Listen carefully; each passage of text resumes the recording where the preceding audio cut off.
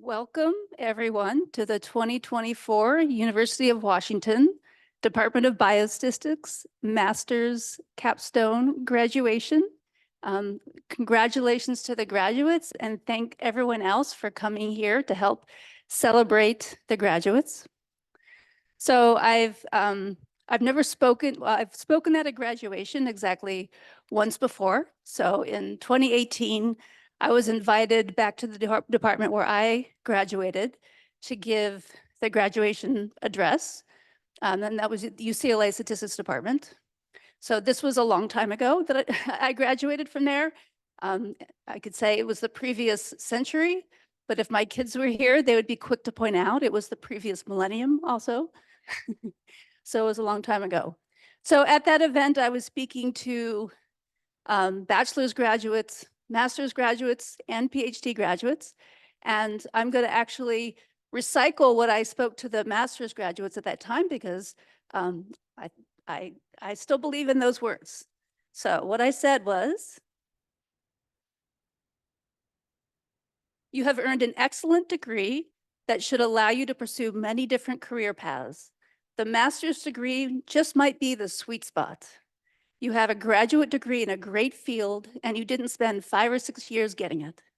You should be able to build a career doing work that allows you to be a problem solver and to be creative and work that you find interesting and meaningful. So congratulations.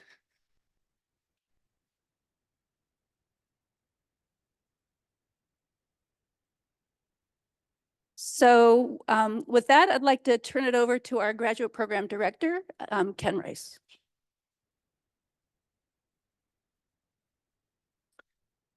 Thank you, Casey, and congratulations, everybody. Well done. And a magnificent achievement on finishing your capstone program.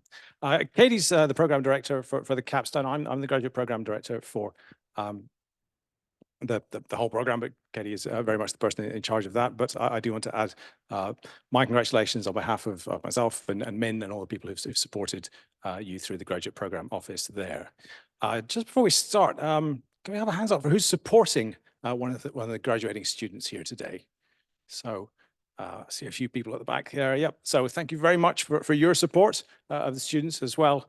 Very much appreciated for all the ups and downs and things that we've gone through. So they've been through 5 quarters of courses and written a capstone project and and learned a whole lot of things about statistics and also about the way the world works. Some of them even had to suffer through courses from me, so I'm very sorry about that. But it is a wonderful achievement, and everyone's extremely proud of you. So we all wish you the very best in your future endeavors, whatever they happen to be. I know there's a wide variety of things that we'll hear about later on in the ceremony, but it's all exciting stuff, and I hope you're excited to be going on to the next step. So with that, thanks again for coming, all those people who are supporting the students, and I'll turn it over to our chair, Lurgis now.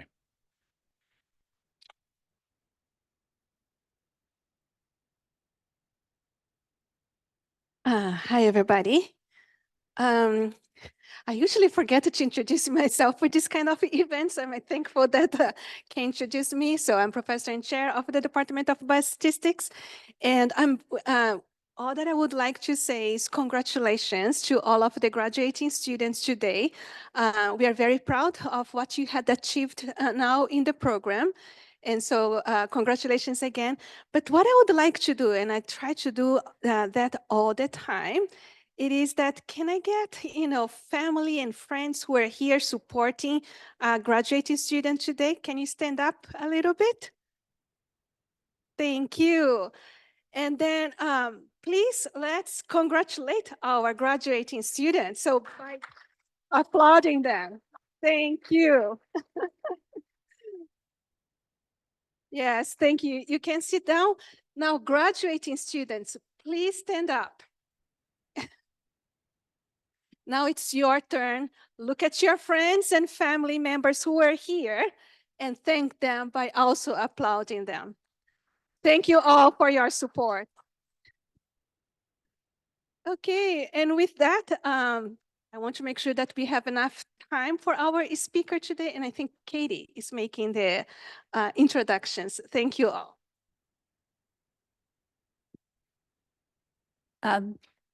So our graduation speaker, who was selected by the graduates, is, this is the wrong slide. A professor, Associate Professor of Biostatistics, Amy Willis.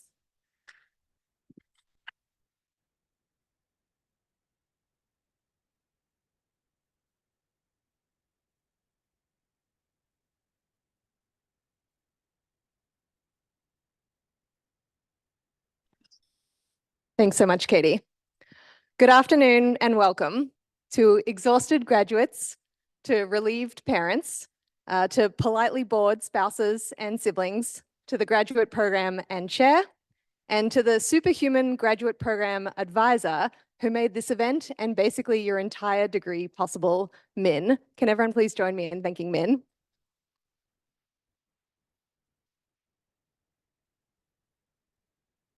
I would also like to thank you, graduates, to Raylin, to Sujing, Matthew, June, Wei Chao, Gavin, Fernanda, Winnie, Kaisi, Yunga, and Erica.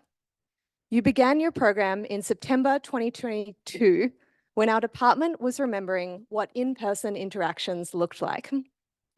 Not only did you help us remember how and why we teach, you showed up to class, office hours, discussion section, coffee time, advising meeting, student seminars, and consultations with your Capstone clients with enthusiasm. On behalf of the department, thank you for your sustained energy, enthusiasm, and curiosity. Please join me in thanking our graduates.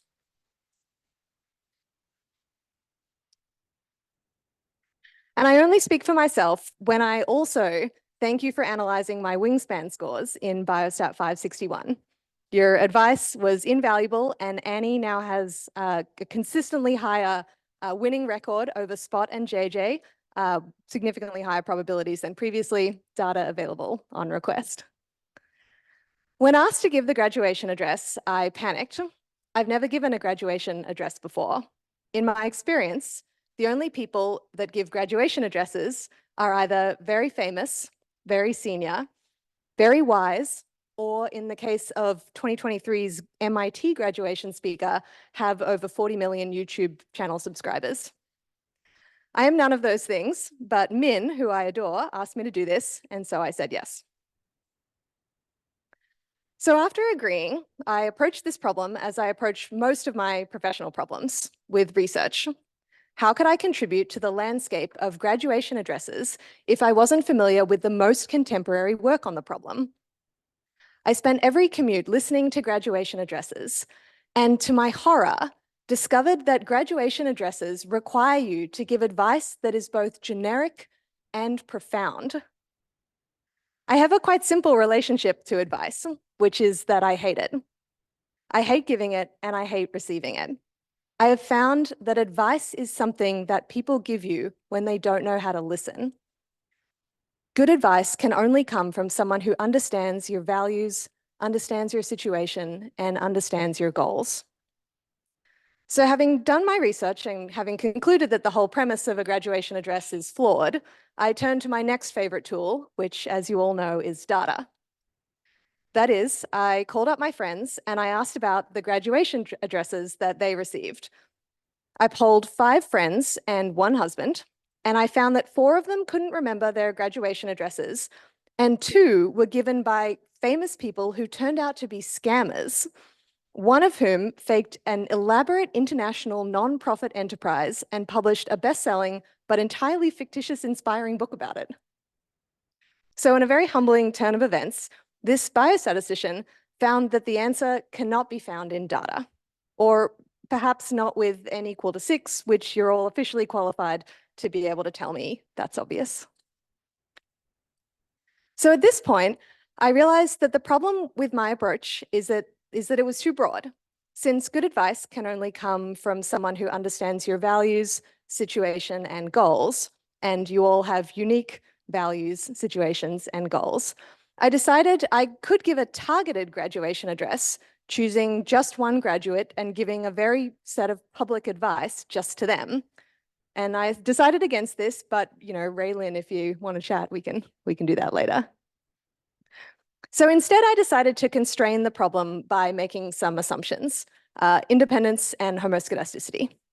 Hang on, this is the wrong speech. Sorry. Okay, so the two assumptions that I'm going to make are the following. Firstly, that you want to be paid to make the world more like the world that you want to live in. There are so many ways that you could do this, by discovering new truths about the population that your organization serves, through using your knowledge and your voice to advocate for those without privilege, through mentoring future colleagues, or possibly by writing reproducible and well-commented code. Any of these things can help build an equitable and knowledgeable community, whether that community is hyperlocal, local, national, or international. The second assumption that I'll make is that work will be an important part of your life, but it won't be your whole life. That is, that you know that there will be times that you have to work very consistently and very intensely, but that there will also be times when you can work at a different pace, and on balance, you will commit to doing high quality work at a rate that you can sustain. I assume that you agree that taking care of yourself requires a balance of work and rest, and that both your physical health and your mental health is important. So given these assumptions, here are some things that you might consider thinking about. Notice that they're not advice. Firstly, learn how to be kind to yourself. I invite you to notice what you say to yourself when you forget a deadline, or when a homework problem seems too hard, or when you feel unsure. Do you tell yourself that you're not good enough, that someone else would know, and that if you were better in some way, then this would be easier? If so, can you learn to say to yourself, it's okay to be learning? Can you say, it's fine that I don't know this yet, and it's okay that today wasn't my best? How about, I don't know yet, and that's uncomfortable, but one day I will know, and I'll be proud of that. Your inner dialogue is something that only you hear, and it's so important that your inner dialogue lifts you up and doesn't push you down. I'm certain of one thing: you will be your constant companion throughout your entire life. And if your constant companion is good company, then other great things will follow. So my first invitation is for you to practice being kind to yourselves. My second thing for you to think about is to choose your own goals. Only you can know what's important to you and what you want to work towards. Your goal could be being the first biostatistician who is a household name and an income-generating social media following. Your goal could be to contribute to a team that slows the onset of a disease. Or your goal could be to find a job that you believe is worth doing and to be a kind friend and a loving family member. Your goals don't have to be lofty, but they have to be yours.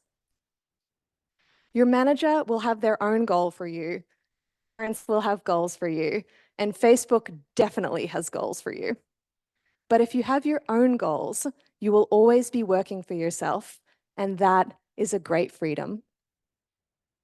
Finally, discover what makes you different, because what makes you different is your superpower.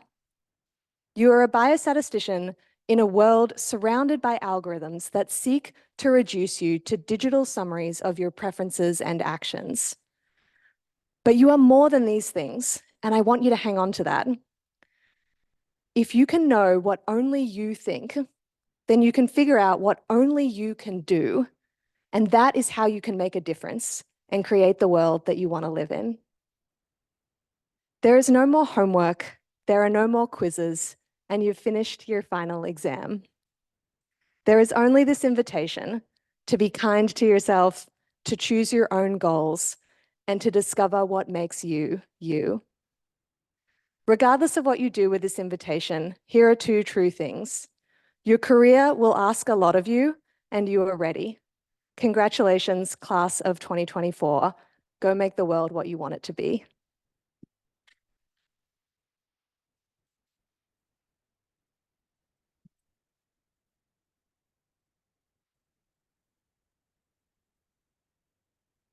I'll pass the microphone back to my colleague, Dr. Kerr.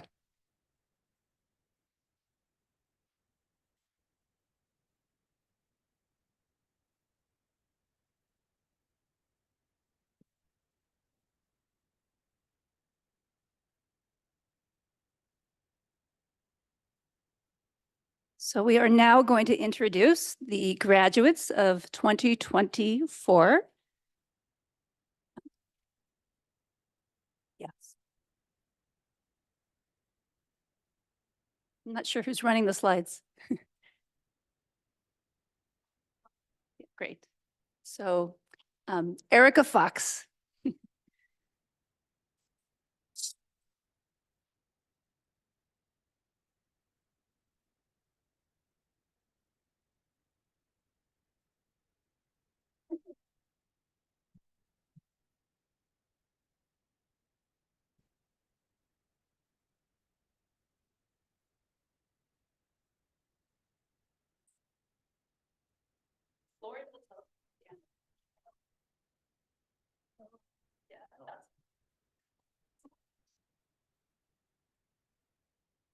Which way?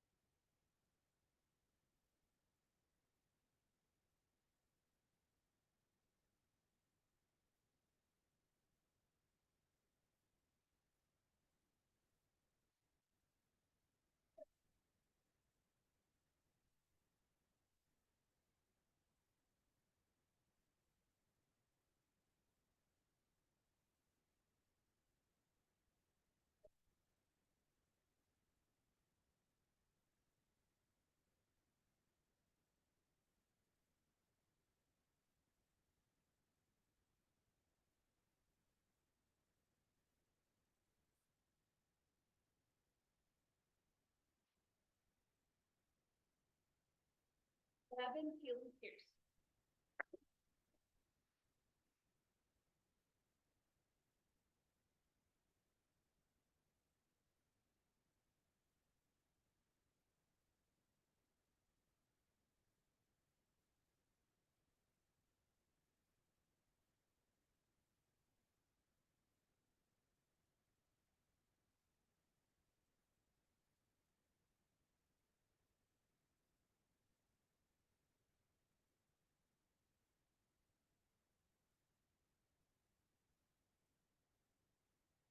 Testing. Okay, great. I figure somebody's got to take the dive and go for it and say something. I just want to say thank you to my cohort. I couldn't imagine a more wonderful group of people to have gone through this with. You're all incredible. I'm thrilled to be a part of the University of Washington family officially, and of course, the biostatistics department. It's an honor and a privilege, and I appreciate every one of you. Thank you.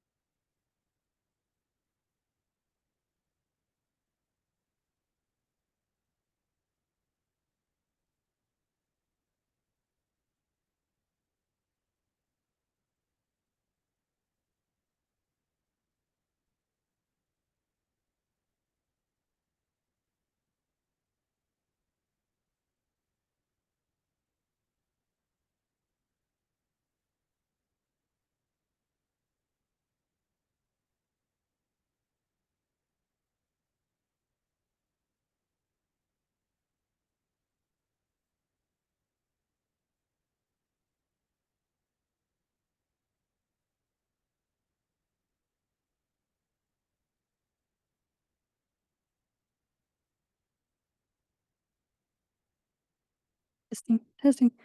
Yeah, I just want to thank my cohort and also all the professors, and then thank all my friends coming here, and also want to say something Chinese, like 我妈妈应该在，我妈应该在看着我，谢谢我妈妈。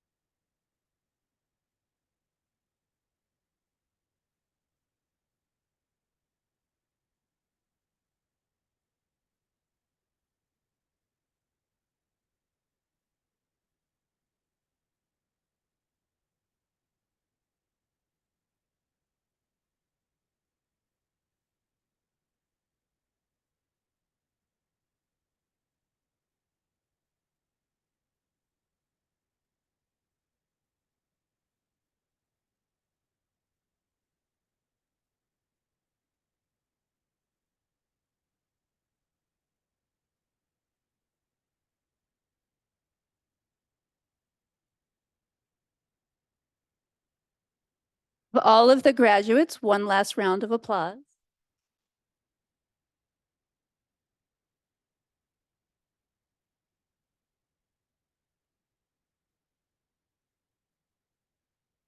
Just want to say one more time how proud we are of you, how delightful it is to see how much you've grown in just a year and a half.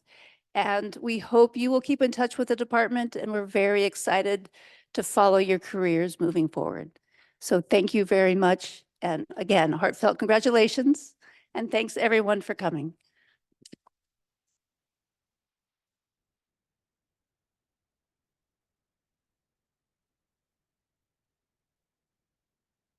reception now, one floor up above the Starbucks. So I think everyone could head over there and we can congratulate the graduates one more time personally.